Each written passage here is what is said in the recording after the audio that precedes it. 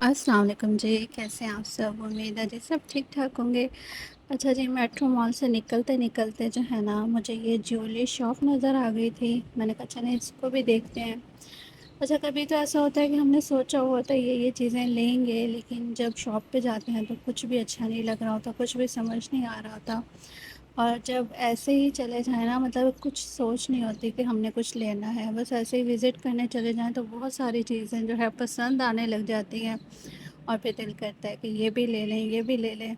تو بس میرے ساتھ بھی اسی طرح کچھ ہوا تھا، میں ایسے ہی آئی تھی شاپ چیک کرنے دیکھنے کہ کیا کوئی اچھی جولی سمجھ آئے گی تو لے لوں گی۔ خیر جی، یہاں پہ مجھے یہ کنگن بھی اچھے لگ رہے تھے، لیکن خیر میں نے لیے نہیں،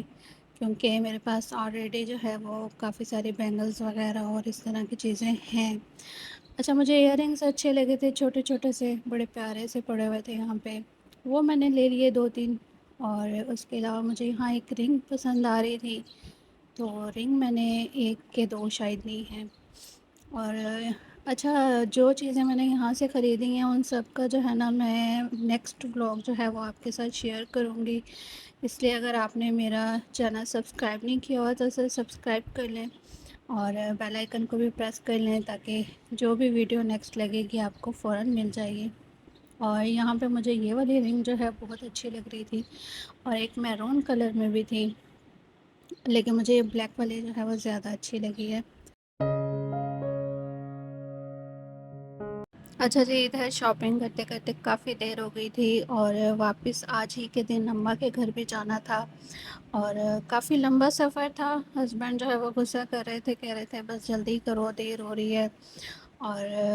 راستے میں پھر ہمیں جو ہے نا وہ بھوک بھی بہت لگ گئی تھی، کیونکہ لنچ کا ٹائم ہو چکا تھا،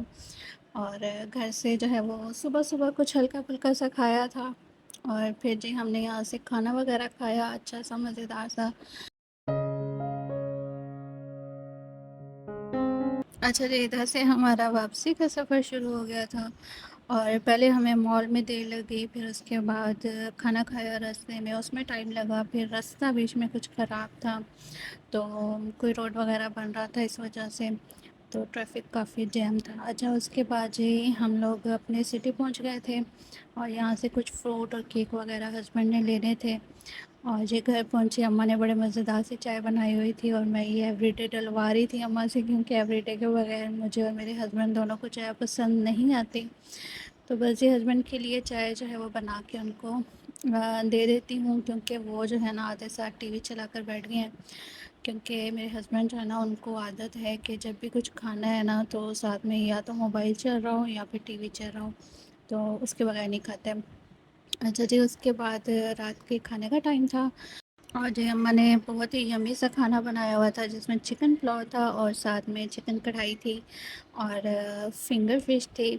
اور یمی سا مزیدار سا کھانا تھا۔ چلیں ٹھیک ہے جی، یہیں تک تھا میرا ولاگ، اور